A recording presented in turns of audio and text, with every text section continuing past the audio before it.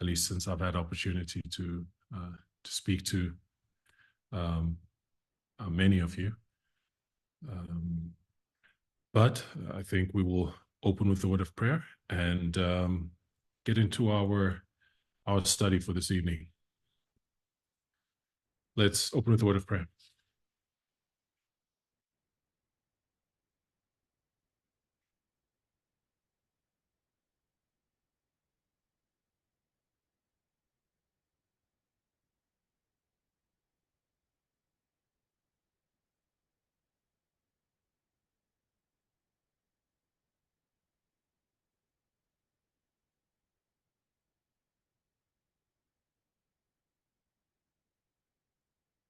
Amen.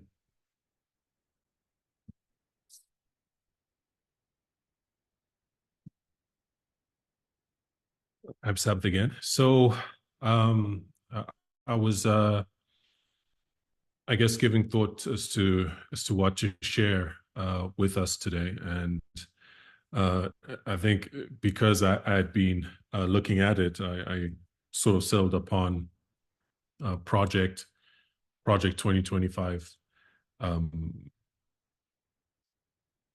and I think the. Sorry, give me a sec. Oh, sorry, I've been asked to take my time because of the translation. Fair enough. I've been looking at Project 2025, and I guess it really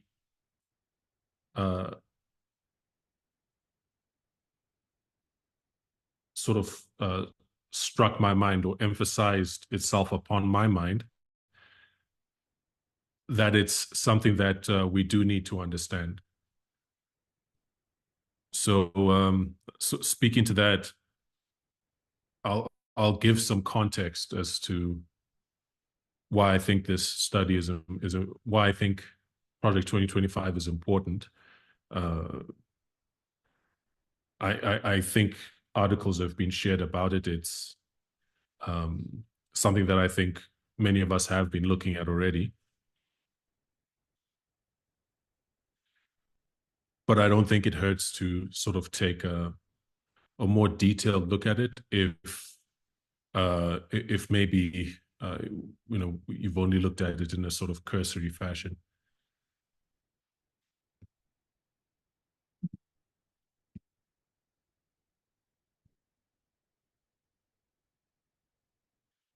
So in terms of locating ourselves where we presently stand, I think this is the line of the 144,000. And I've added 2021 here. There's an eye looking forward. Of course, we understand that since 2021, we've been in the agitation of the Sunday law, where we are... Slow down. We are... this is the line of the 144,000. And I've put 2021 here. And of course, we understand that since 2021, we've been in the agitation of the Sunday law. So you'll see an eye here looking forward from 2021. And it's looking forward to the Sunday law. And when we seek to understand the agitation of the Sunday law, we've understood that it's a period of time where you see the testing issues of the dispensation, the testing issues of that time, the testing issue within that reformatory movement, that Sunday law test, is when you see that issue being agitated. And of course, what that agitation looks like, we've seen it in terms of social discourse through the culture wars. the ideas, beliefs, debates people are having, it's clear that gender is the issue. It is gender and patriarchy are um, the issue that is dividing the world today.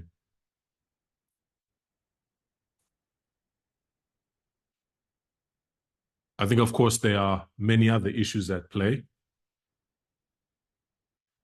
and many other issues that are significant and that are of prophetic significance. But through our prophetic analysis, we zone in on gender specifically.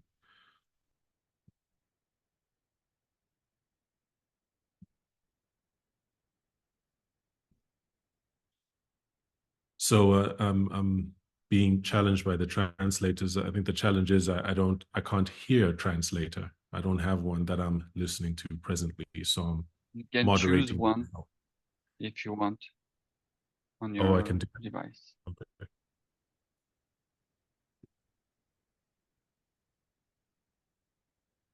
Ah.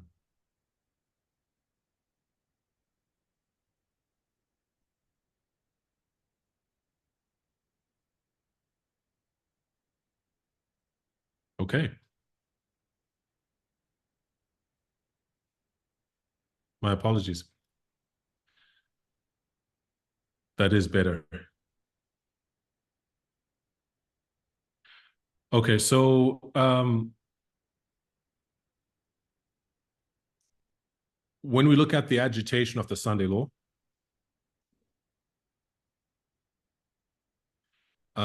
we see it in culture, in social discourse, in the issues that people are debating and being divided over. We also see it in terms of policy,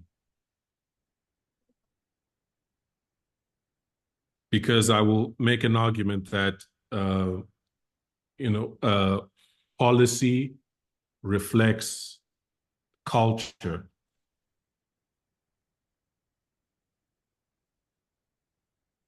Right? That the policies that come forth from a government are often a reflection of the culture and the mindset of the people under that government.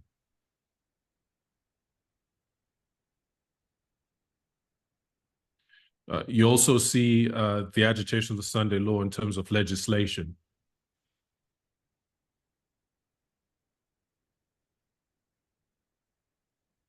That we're seeing legislation being passed around this critical testing issue.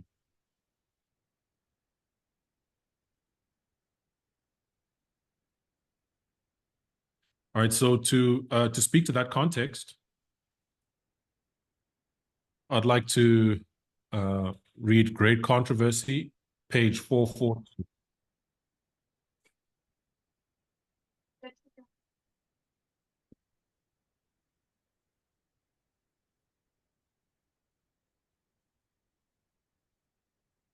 And this is where Ellen White is speaking of the Sunday law. And speaking of it in the context of Revelation 13. We read in Revelation 13 that the lamb-like beast will speak as a dragon.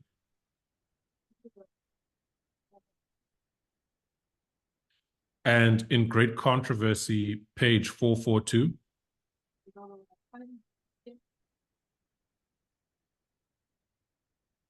she says, the speaking of a nation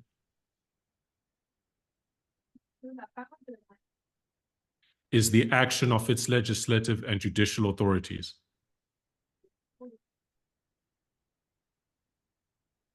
All right, so legislative and judicial authorities are responsible for framing policies and laws.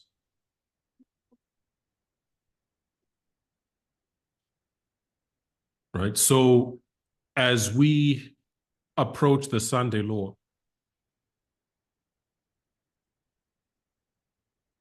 what we should expect to see is increasingly oppressive policies and laws being proposed.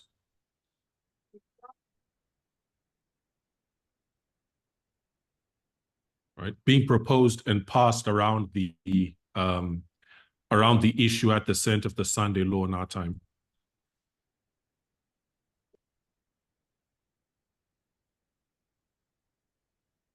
So when we look at legislation and policy, they do not appear in a vacuum. They are driven by and reflective of the culture of the society that frames them.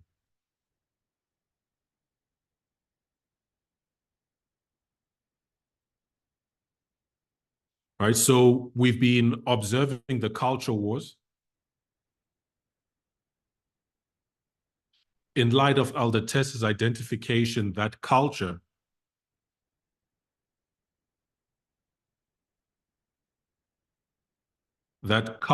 in contrast to religion is the root of patriarchy and sexism.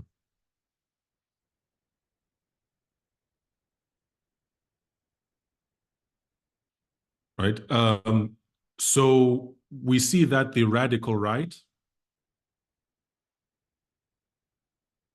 is fighting to further impose a state of patriarchal domination on society in line with their culture and worldview.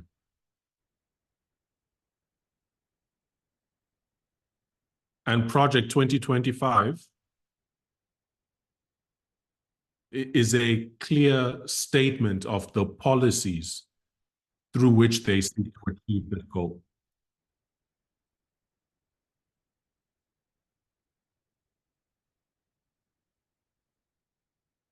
Okay, so I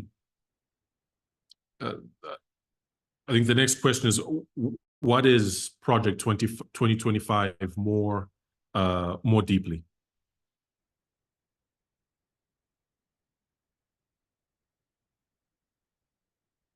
What is Project 2025?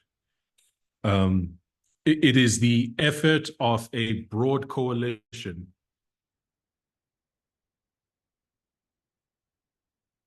of conservative organizations to ensure that the next Republican president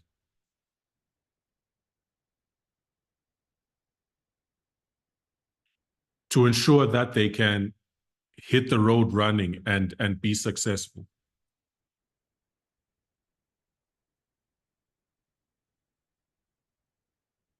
Right? It's an effort to prepare it's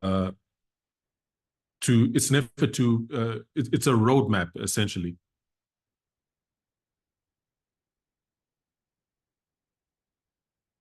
An instruction manual for the next conservative government, the next conservative presidency.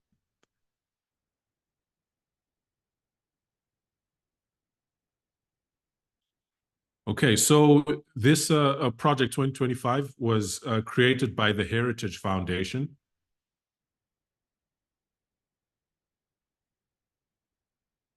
And this is a conservative think tank.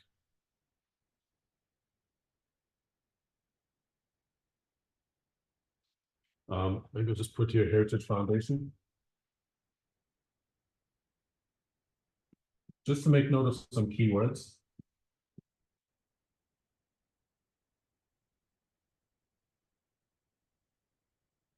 I think you should keep top of mind to look into.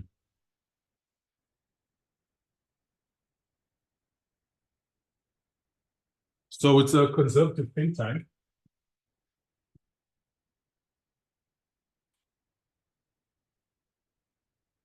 that was founded in 1973.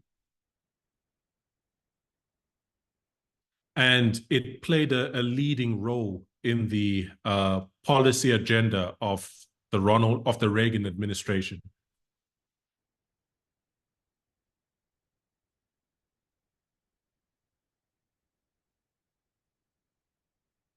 Right. I think I have a quote here that says, when you look at Ronald Reagan's administration,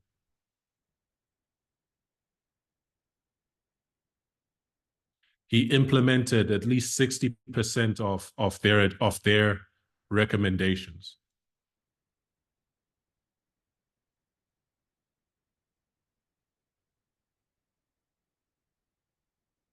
So the Reagan administration, which is I guess, an important administration for the conservatives,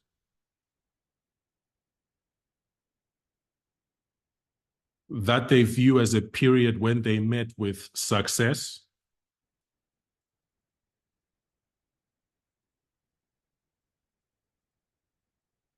where they were able to turn the country in their, or rather, yeah, where they were able to shift the country in their favor,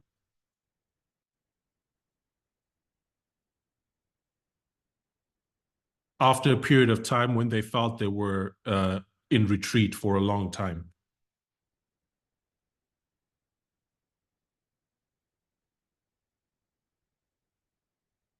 Right. And so the Heritage Foundation,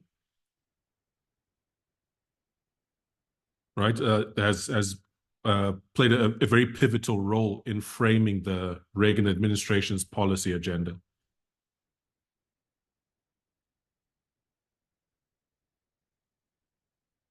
And Donald Trump was the same. He relied very heavily on the Heritage Foundation's mandate for freedom.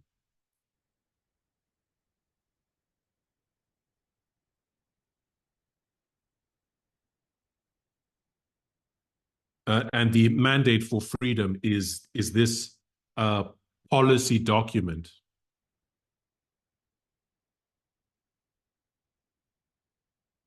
that the Heritage Foundation publishes every 4 years or so.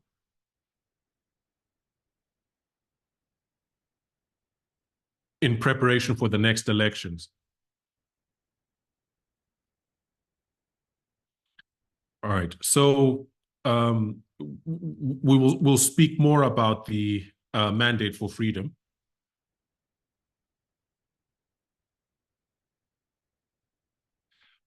But when you look at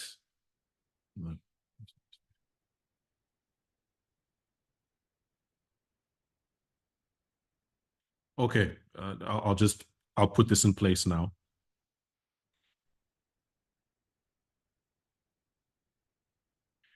So when you look at Project 2025, it paves the way for an effective conservative administration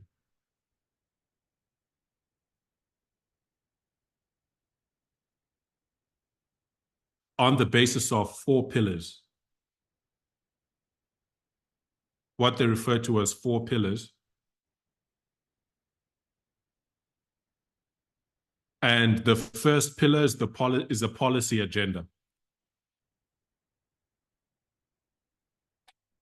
I said mandate for freedom earlier.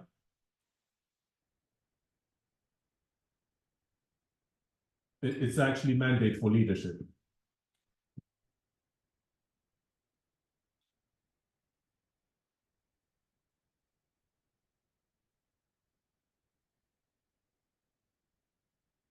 Right. And this is the first pillar of the project. Right. So this mandate for leadership It's the document I referred to that's published every 4 years or so.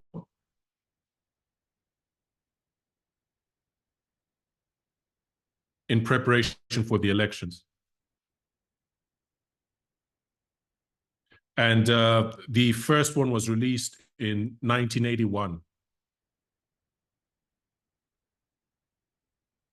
Right, in support of the Reagan administration.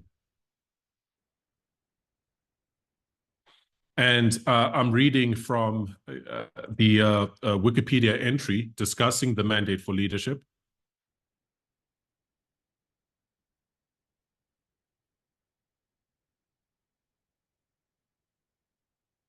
And says the report presented an explicit plan for reshaping public discourse.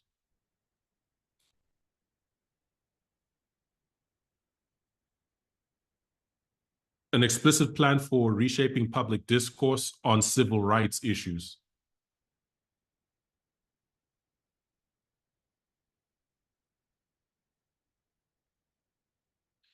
To that end, it recommended the Justice Department halt all affirmative action policies.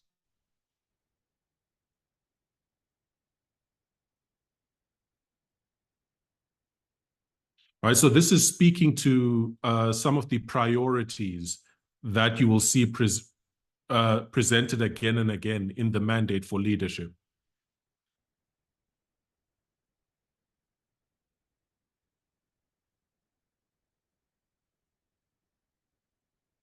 Right, when you speak of the culture wars, an opposition to civil rights in favor of a sort of a traditional patriarchal worldview.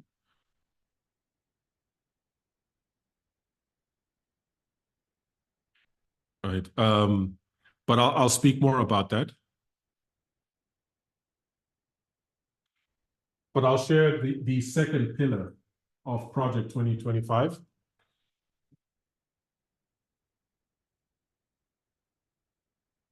Is the presidential personnel database.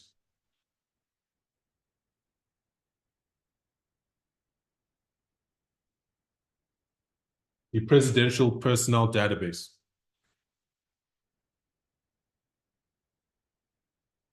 And this is a very interesting concept. It's like a LinkedIn. Right, LinkedIn, the social media network for professionals. Right, this personnel database allows people to create a profile,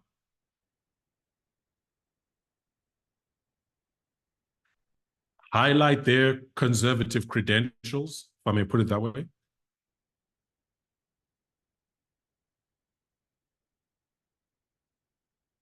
And this database is the pool from which the next conservative administration will draw from.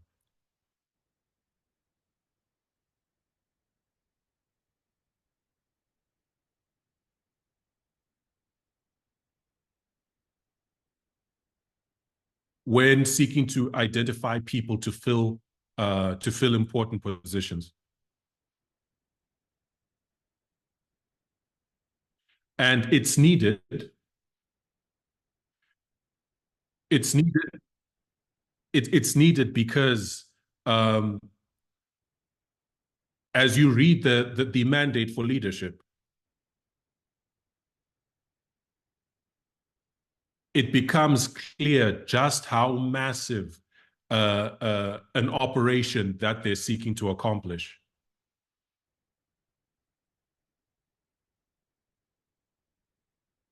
In terms of large-scale firings.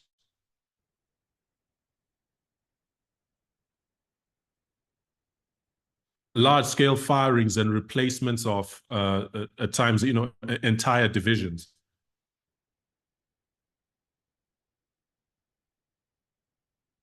Entire bureaus, entire offices.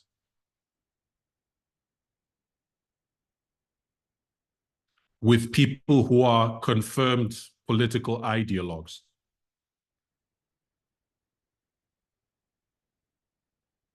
Right? The size of the operation that they want to undertake necessitates a sort of database like this. Okay, and the third pillar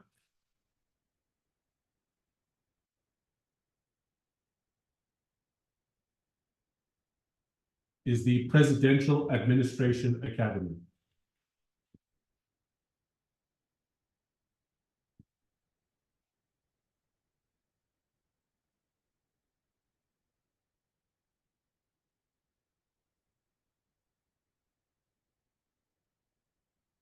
A Presidential Administration Academy. And what this is,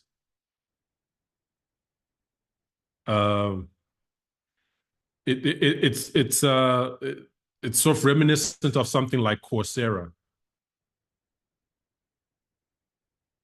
or LinkedIn Learning.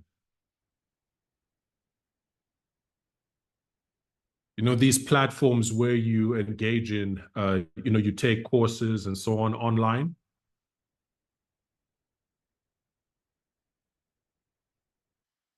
Except this is an online education system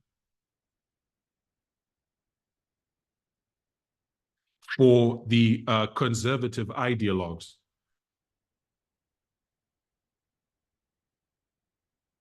Right? That would be candidates for roles in the next administration.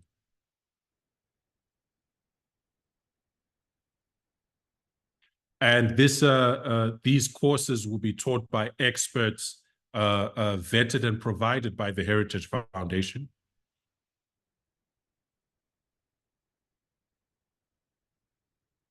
To educate them on what exactly they expect from senior leadership in the next conservative administration.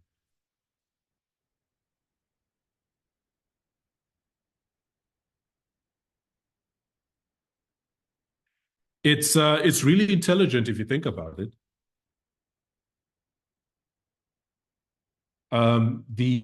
They are planning a massive overhaul of the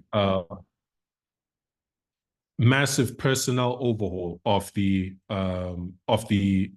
departments of the government.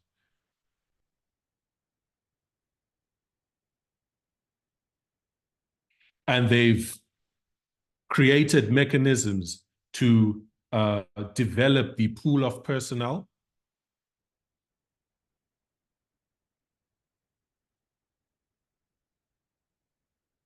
that's the database. And they've provided for the sort of ideological sort of and they've provided for the education of those personnel.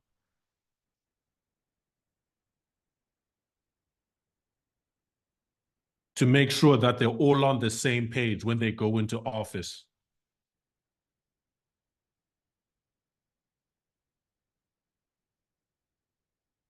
And what they've done in setting this up is they've learned from what they feel are their mistakes in the mistakes of the first Trump administration.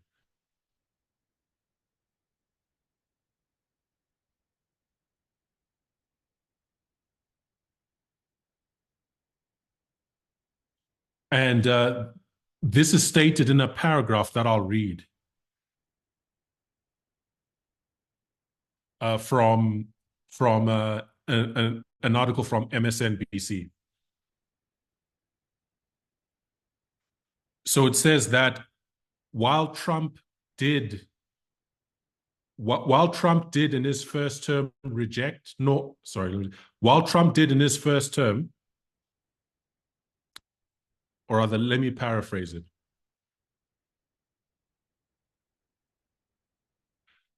Trump rejected norms of constraining executive power.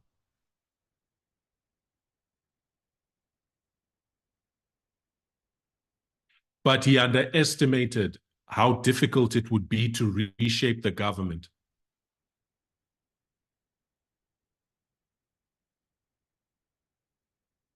Right? He was constantly confronted at every turn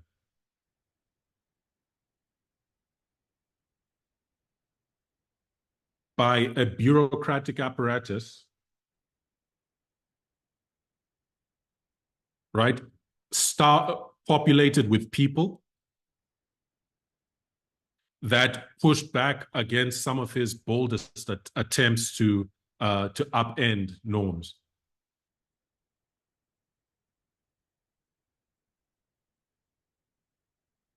You may recall that he wasn't even really prepared with a solid transition team when he started.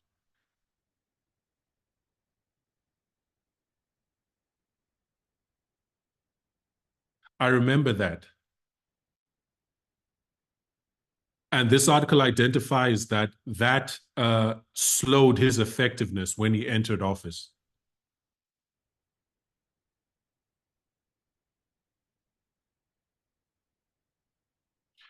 Lawyers at the Department of Homeland Security really pushed back against his first attempts to institute the Muslim ban.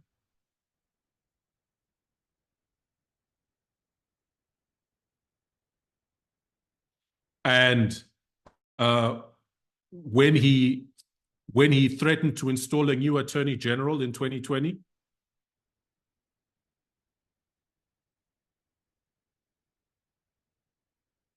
to assist him in his attempt to overturn the election,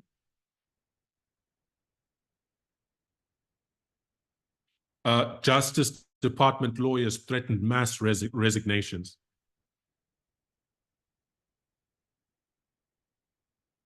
And that discouraged him. Right? When Trump called for the shooting of protesters,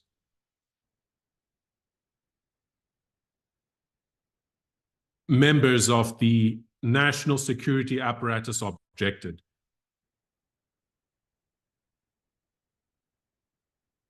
So you have this development where Trump was hamstrung every step along the way.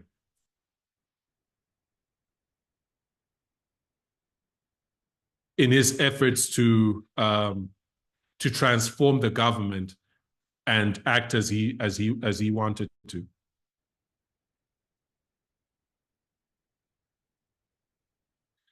So what they've done in Project 2025 through these pillars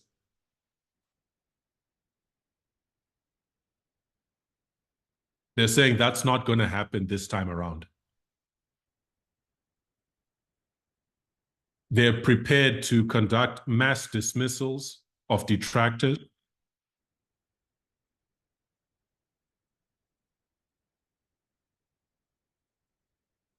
And they have the personnel ready to replace them.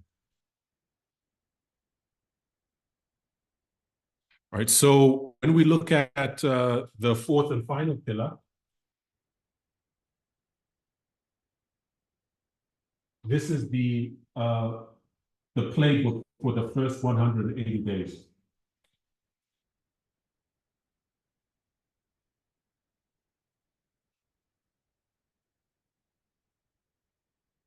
There's a lot of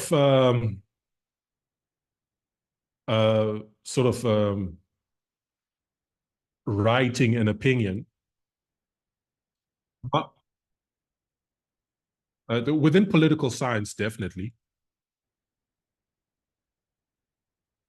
where it is identified that that initial period, that first 100 days or so,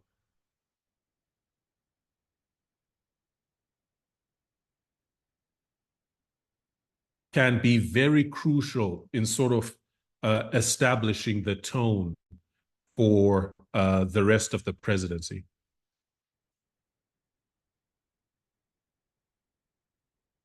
That first period is critical. And they estimate it as, 100 days. And you see that reflected in media, where when a new president is inaugurated, what follows is analysis couched around their first 100 days, what they accomplished in their first 100 days.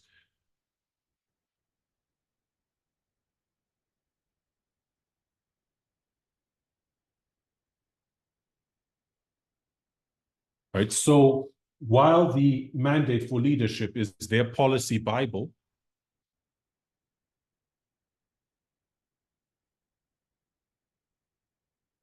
right, the playbook is a more concise and detailed action plan.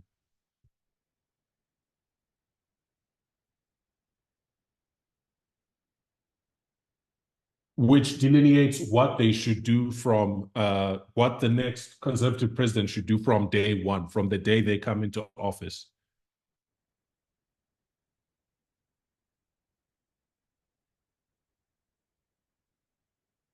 So what's really what's apparent is that they are frightfully prepared.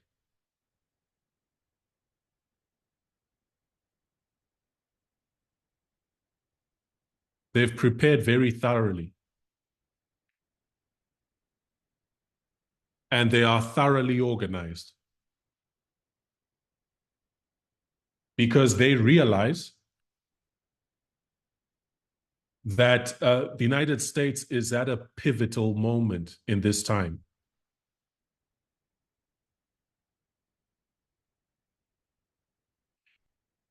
They have the sense that the future of that the soul of, how should I put it, the future of conservatism hangs in the balance.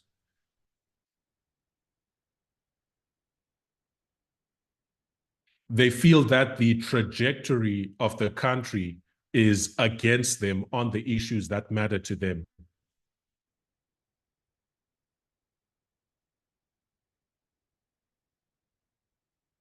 But but the next conservative presidency could be pivotal in essentially allowing them to transform the country for generations to come.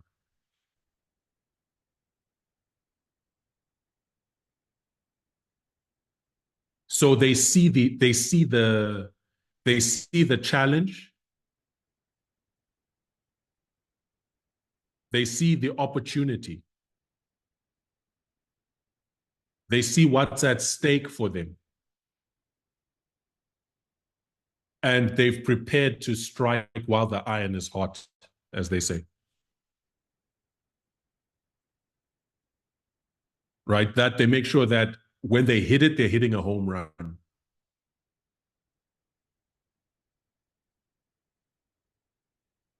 So they are frightfully prepared. And when you look at how extensive their preparations have been,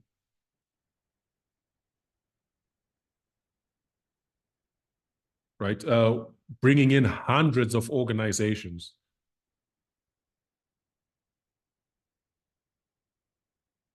to frame this project, this roadmap.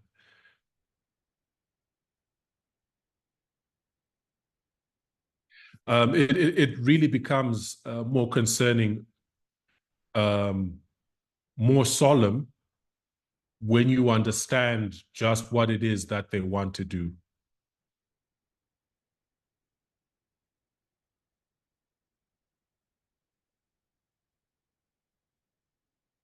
Right? It's evident that if they win,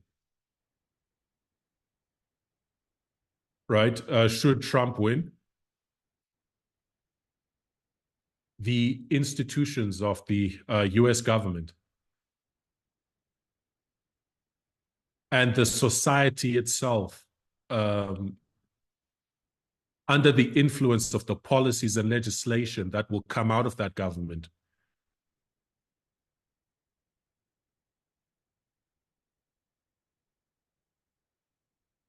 will change very quickly and irrevocably.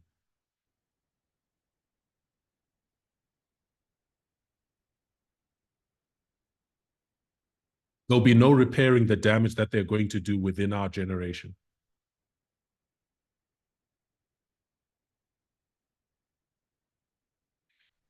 So the rest of our time, both today and tomorrow,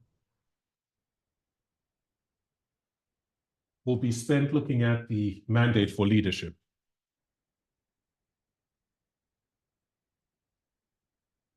Right. And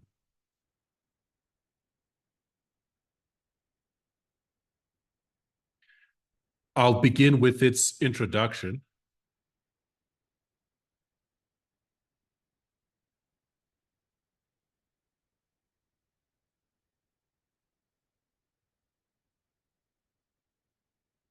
So I had a note about the author of the introduction.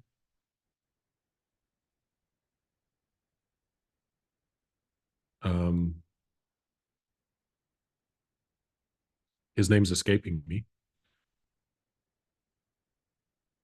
but he's the introduction is authored by the president of the Heritage Foundation.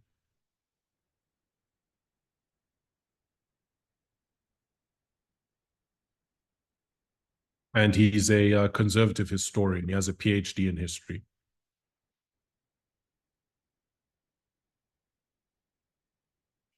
So in the introduction is very good to read because it lays out their worldview. It lays out their worldview and what they seek to accomplish. Right. Lays out their worldview, their principles, and what they seek to accomplish in broad terms.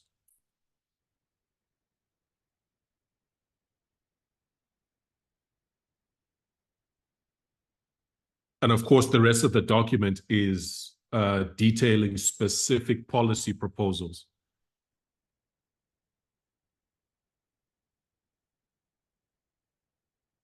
For every department of the government. So the document is over 600 pages long. Right, the mandate for leadership. So there's no way in the time in two slots that we can really do it justice.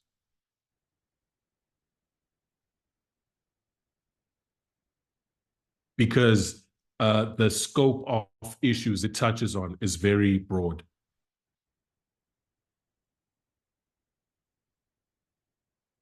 So it's worth taking the time beyond these studies to look at on your own.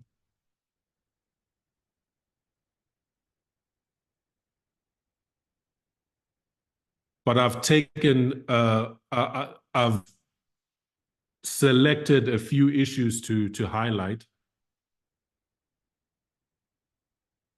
A few departments of the government and the policy and the proposals for those departments.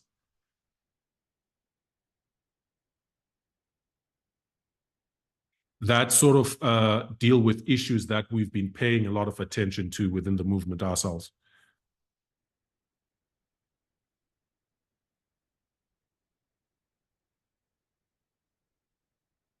All right. But so coming to the beginning of the document, the author lays out their worldview, the worldview of the document.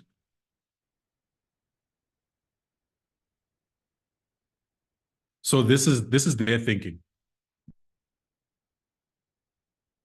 So they say 40 years ago. So they're looking back 40 years. That'll take you to the 1980s, like 1984 about. They say the United States and the conservative movement were in dire straits.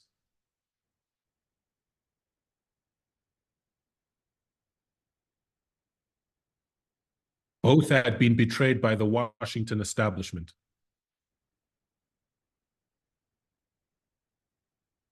And were uncertain whom to trust. Both were internally divided and strategically adrift.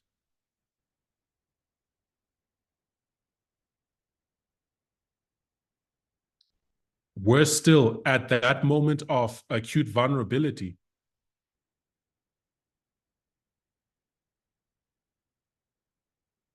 We found ourselves besieged by existential adversaries, both foreign and domestic.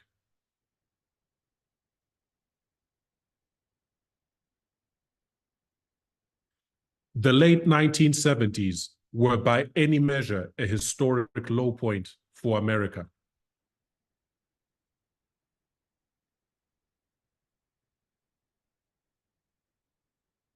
A low point for America and the a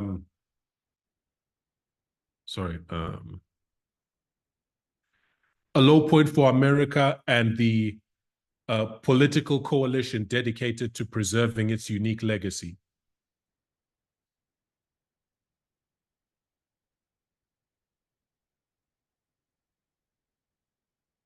Right, so they are looking back.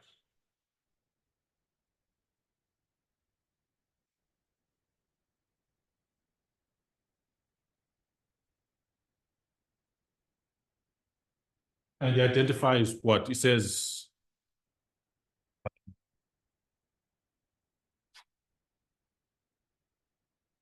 all right, so standing in 2024.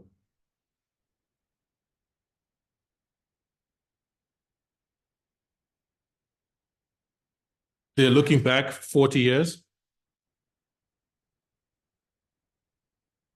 and pointing out that from their vantage point,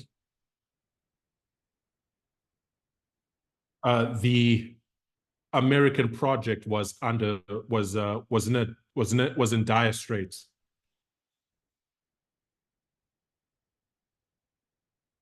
Right, they highlight both domestic and foreign policy issues.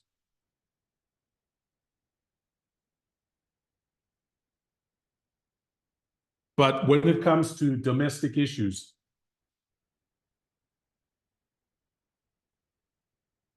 they highlight a sort of a sort of a moral decay, if I may put it that way.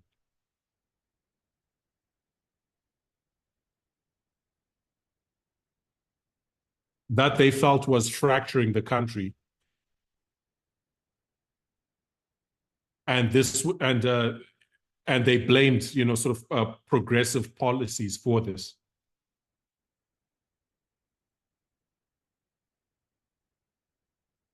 So they're looking back and are seeing that basically their project is in trouble. They've been losing.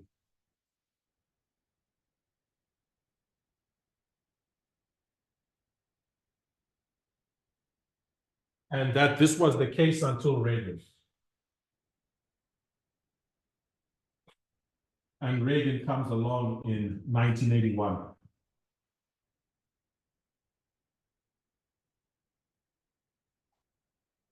So as you look pre-1981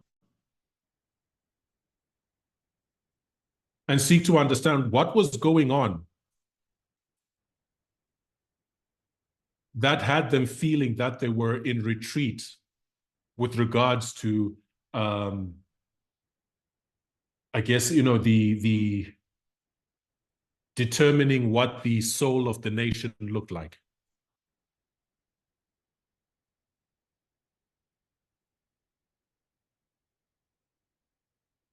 At least on the domestic front, there are things happening that, from a progressive worldview,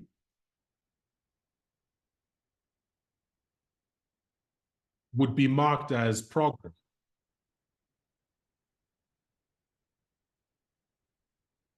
right? Of course, you had Roe v. Wade.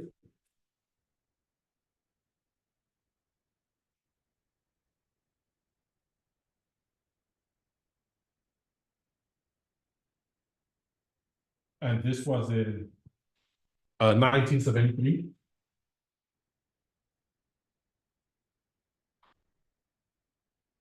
Of which this document, highlights the, the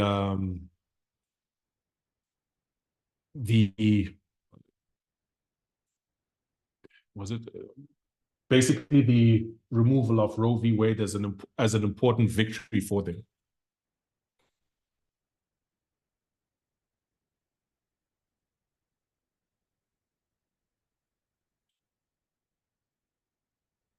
And before 1973, you have Stonewall in 1969.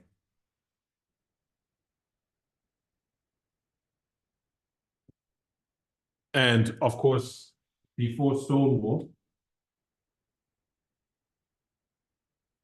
you have second wave feminism, which is placed around at the beginning of the 1960s. So you have these developments. Society is changing.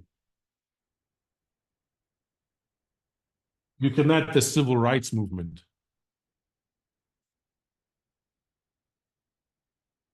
And of course, we've covered at length about how how they felt about the civil rights movement.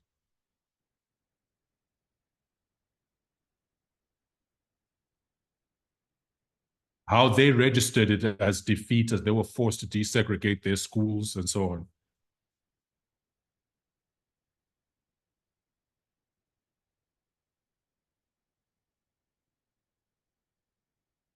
So you have all these developments, leaving them feeling like, that, listen, we're in retreat. We're losing.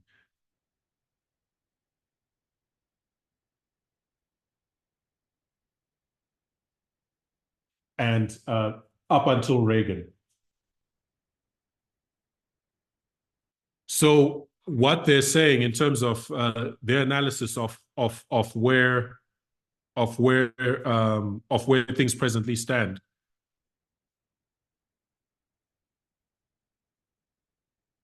is that we presently stand now in 2024/2025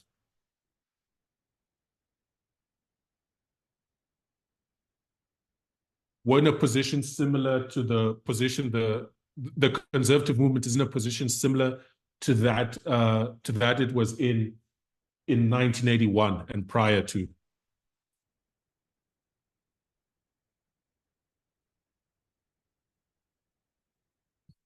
Domestically, they look at things. They use this expression, the Great Awakening.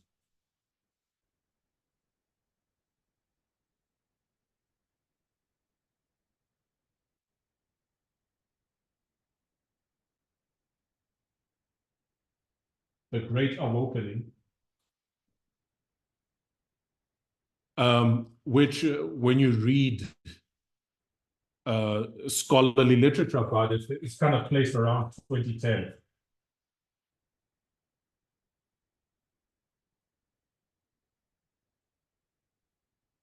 I think a lot of them say 2014, which is, of course, prophetically significant for us. But, they say it really began in 2010 and maybe was really firmly established by 2014 as an identifiable development, right? Identifiable. Yeah.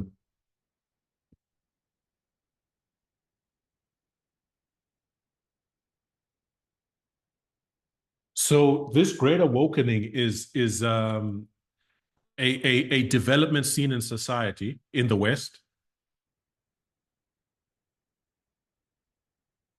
where you see a sharp increase in sort of discourse around around discourse around prejudice,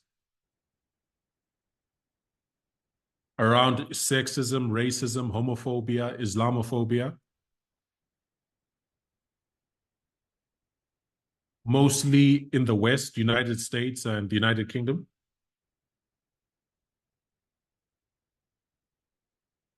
And prominently through the media. And these are institutional. These are identifiable. It's an identifiable institutional trend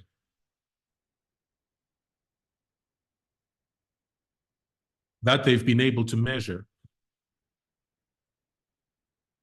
That definitely, in 2014, or in a few years preceding 2014, you see a development.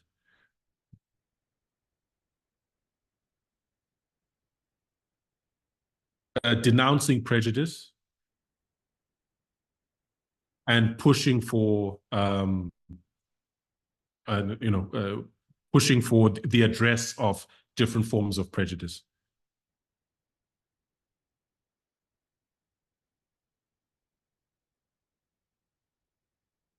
So this is their worldview. That basically they've been in trouble for some time. Certainly longer than 2010, right? I just think it's important that I just think it's interesting that they highlight that point, that 2014 time period.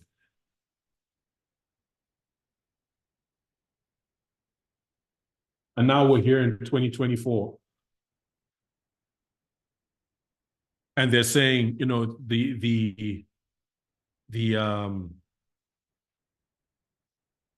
we're at as critical an inflection point as we were just before Reagan.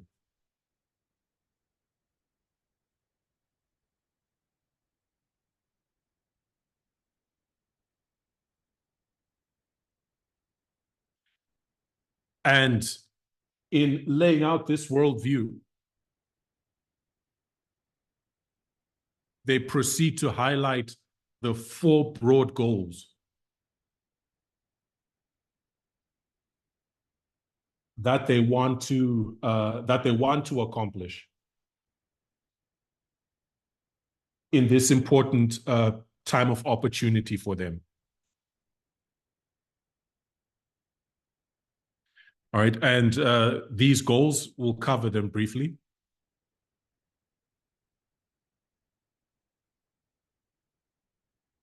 The first one is to restore the family as the centerpiece of American life.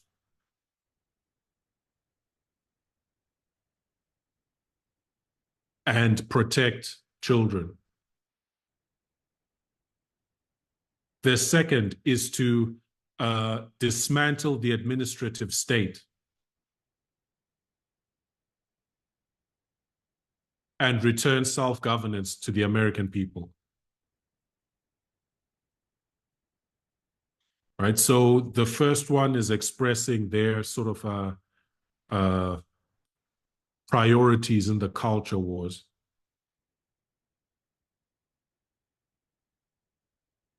And, the desire to establish their patriarchal worldview, their patriarchal view of the family, and make that the centerpiece of American life and society.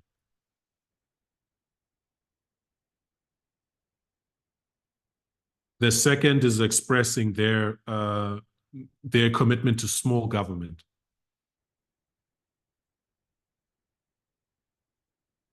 And the third says, defend our nation's sovereignty, borders, and bounty against global threats.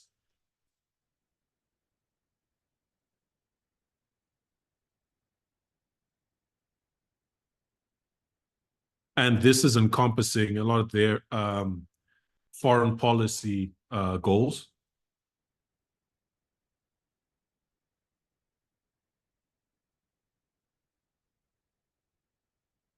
But also they're sort of, sort of entrenching their anti-immigration, their anti-immigration perspective.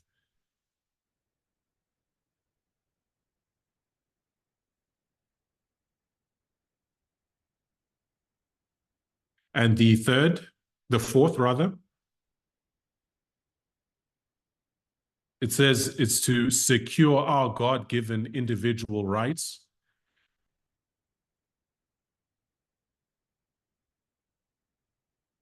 to live freely. And they refer to this as what our Constitution calls the blessings of liberty.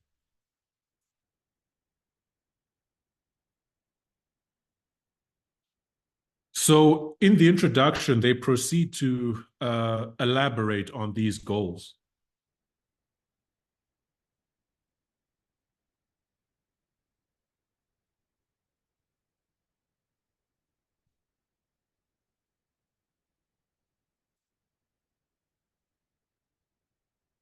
And speaking of the first goal to restore the family,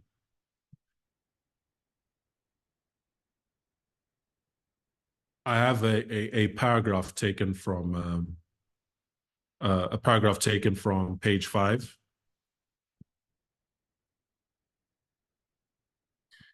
And it says, the next conservative president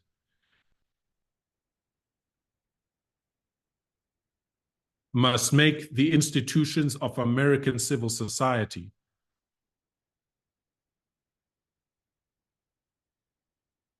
hard targets for woke culture warriors.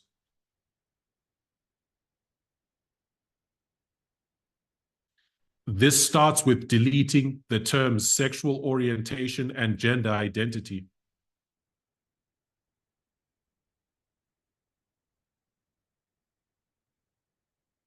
Diversity, equity, and inclusion.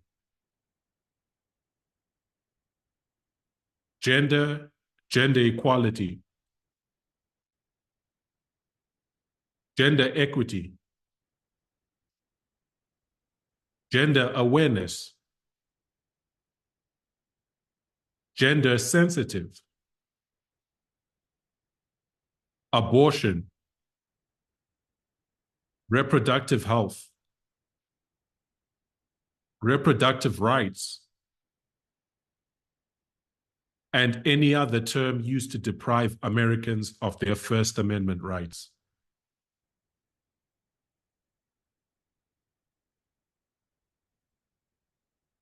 Delete these out of every federal rule, agency regulation,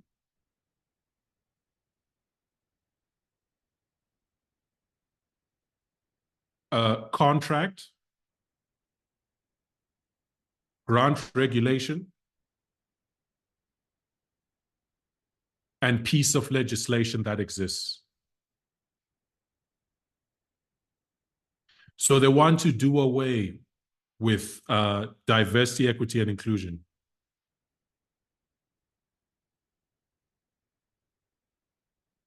Do away with the entire concept.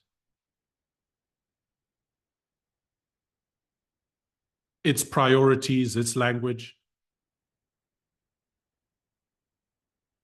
the policies used to promote it, with a special sort of emphasis on the gender element of diversity, equity, and inclusion.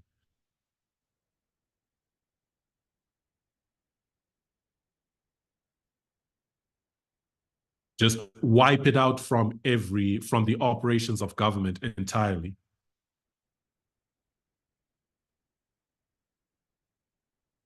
And of course, we understand that this would be disastrous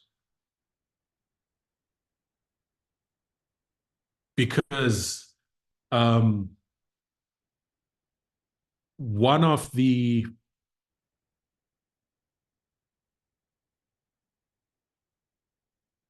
patriarchy is difficult, if not impossible, to address.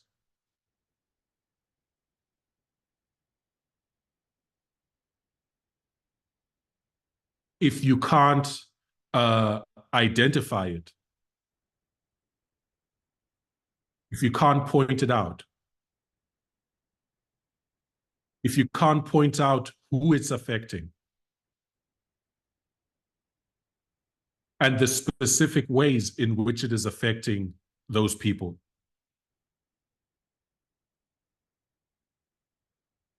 If you can't even identify it to point it out,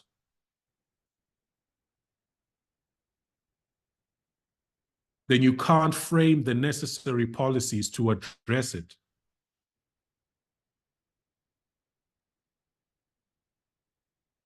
And without explicit policies to address it,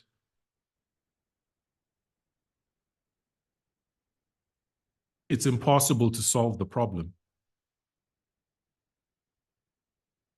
Right? Because patriarchy is enforced at the policy level.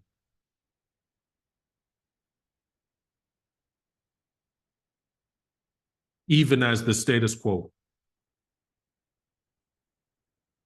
So it needs sort of explicit policy to address.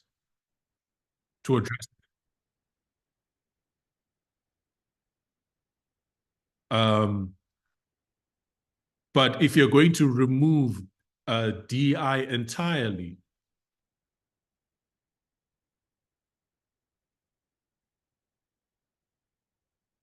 that's virtually insisting on maintaining the status quo.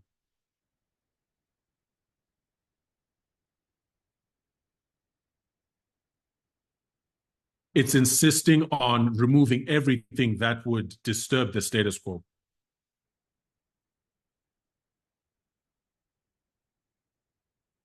And act like those issues just don't exist. It's deliberately choosing to turn a blind eye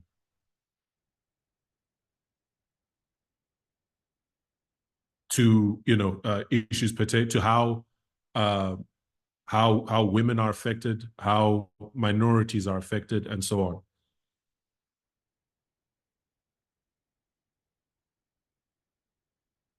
And it's something that I speak about later,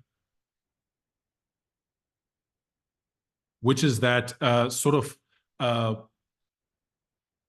blind policies like what they propose.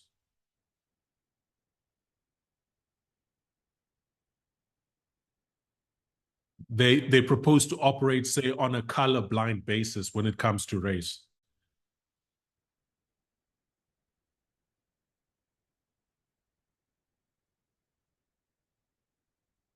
And they try to make it sound virtuous, like we don't see color.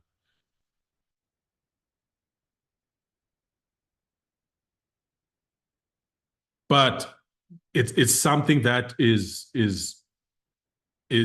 can be clearly demonstrated, is evidenced, that unless you are specifically considering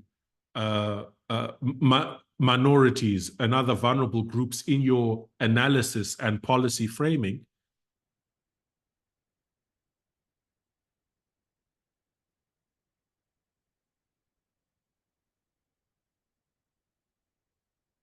if you're not doing that, the policies you frame will often be harmful to those minorities and vulnerable groups.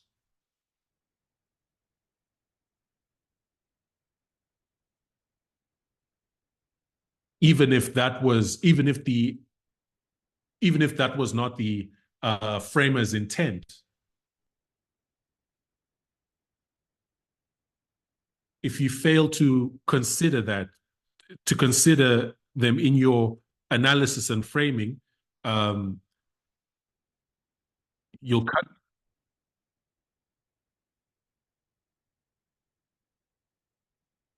produce policies with unforeseen consequences that are often harmful.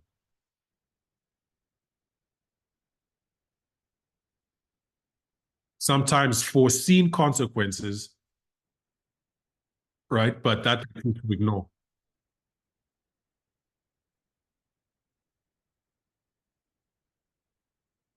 Okay, so I think for time, I'll just do one more and then we'll finish tomorrow.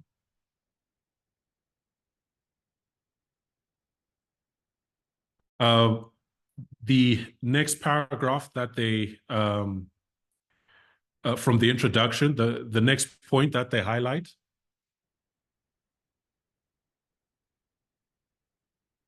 is dealing with pornography. But it's a very sort of they identify transgender ideology as pornography.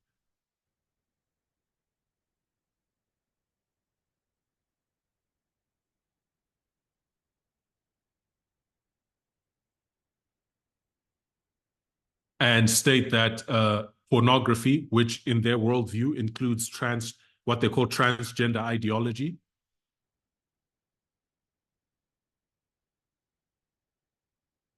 that this should be criminalized, as in positively outlawed.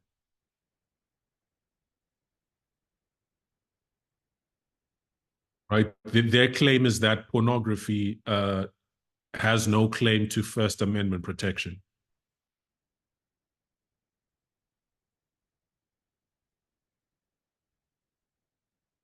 And that the people who distribute it should be imprisoned.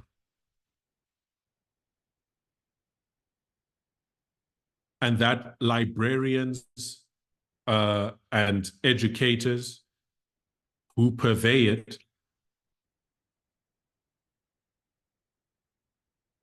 should be classed as sex offenders.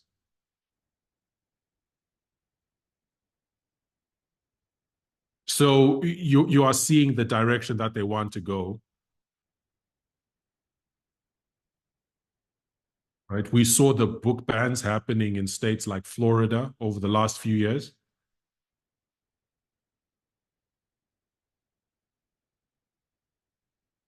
That anything that is even educational on issues of sexuality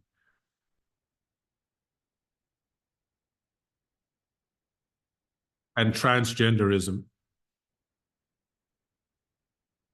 that these books have been being banned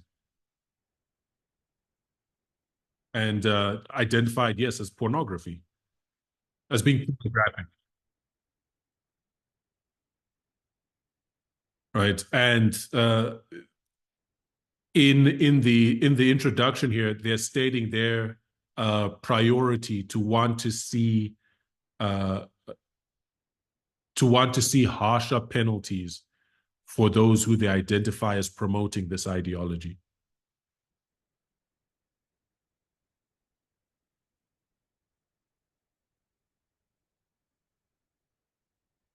Right? Basically, an escalation from banning of books to actual identification as registered sex offenders and criminal charges.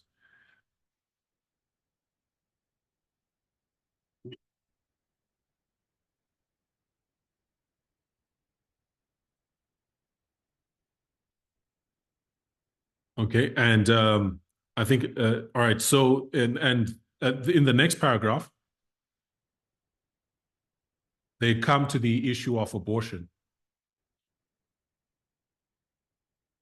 and they say that conservatives should gratefully celebrate the greatest pro-family win in a generation.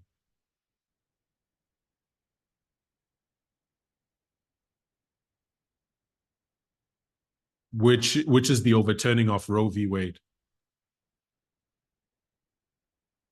But the Dobbs decision that overturned Roe v. Wade,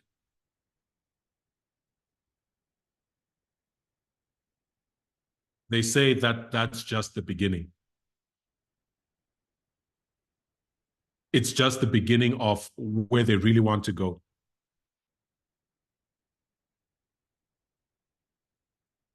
right? So they're saying they should push as hard as possible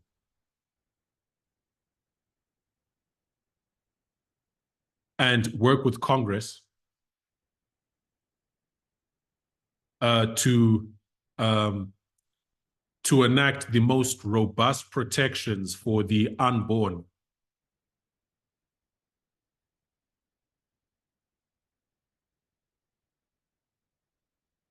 while studying to deploy their existing federal powers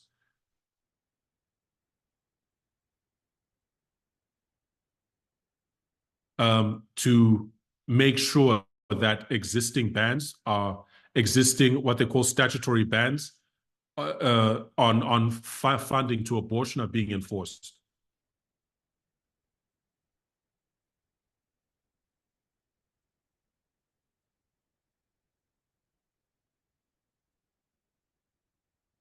Right, they want to extend the bans on abortion,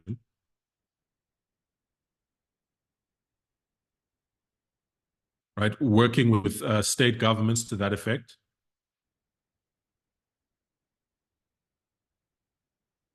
And employing and deploying their existing federal powers to ensure vigorous compliance with these statutory bans.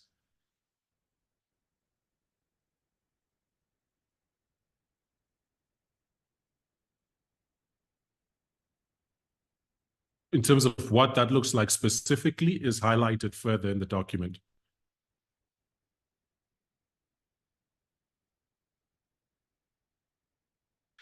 But the challenge is, of course, this is draconian and it's very harmful.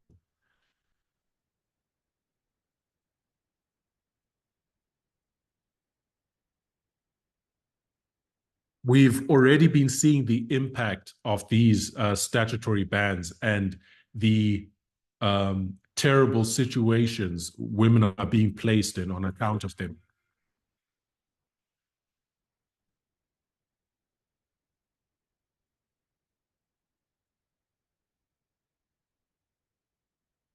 So,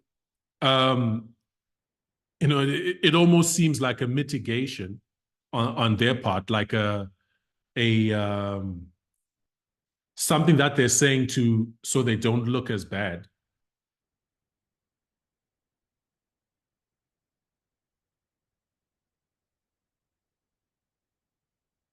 That they finish by saying, but we should promote adoption as an alternative to abortion.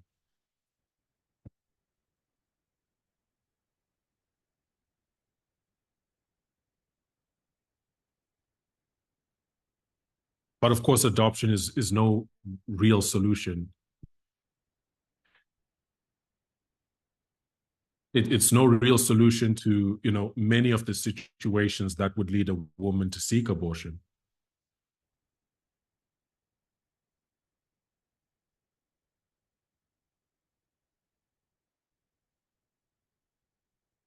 And it's lip service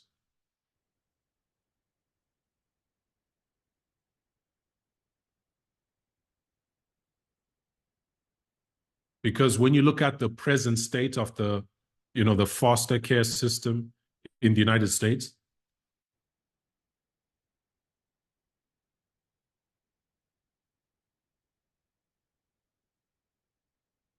it's plagued with problems and underfunding. So they're not putting their money where their mouth is now.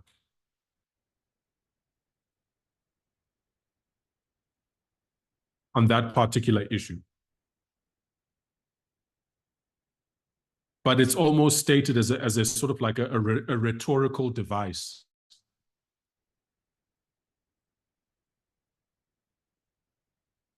When they present their draconian views on birth control.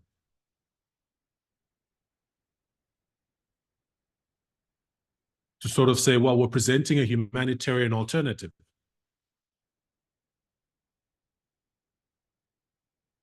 Which is no real solution.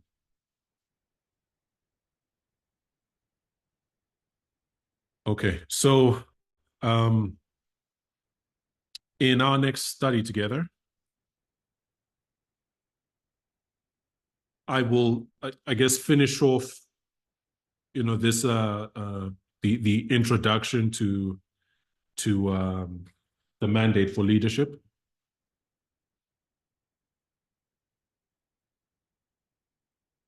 right? And then go into some of the more specific policy proposals that they are setting forth.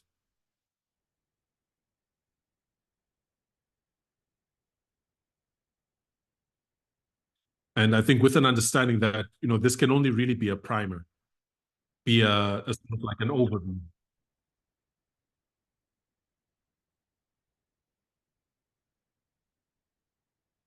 And not even an overview, just a snippet of select portions of it.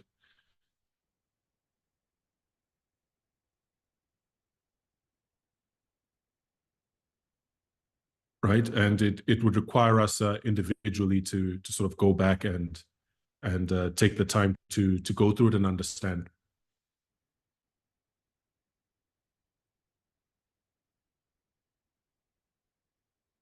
Because I think definitely in light of the Sunday law that we're approaching,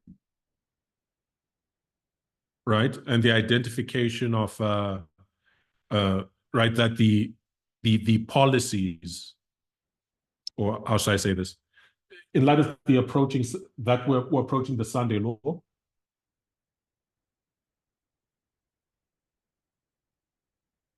and that the Sunday law is, rather, and that the speaking of a nation is the action of the legislative and judicial authorities.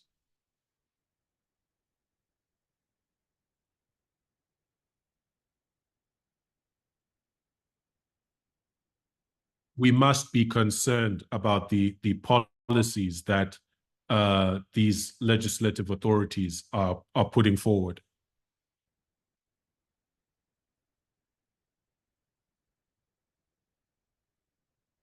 Or rather would potentially put forward if they win.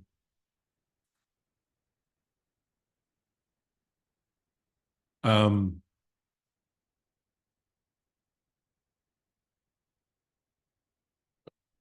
okay, yeah. All right. So I think that we will close on that note, and then we will pick up again tomorrow morning.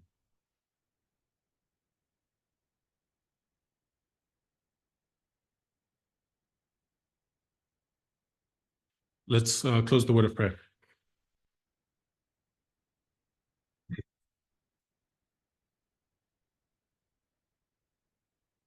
Lord in heaven, we thank you for your word. We thank you for the midnight cry. We thank you that you've given us the tools to understand where we stand.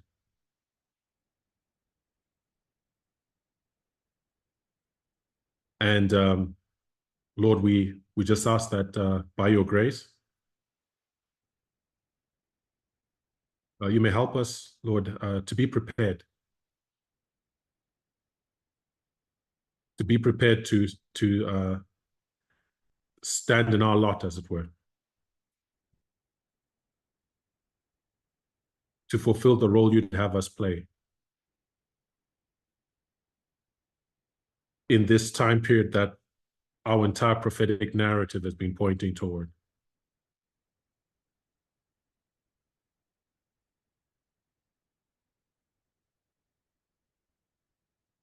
May you please bless all the messages that will be shared over this weekend.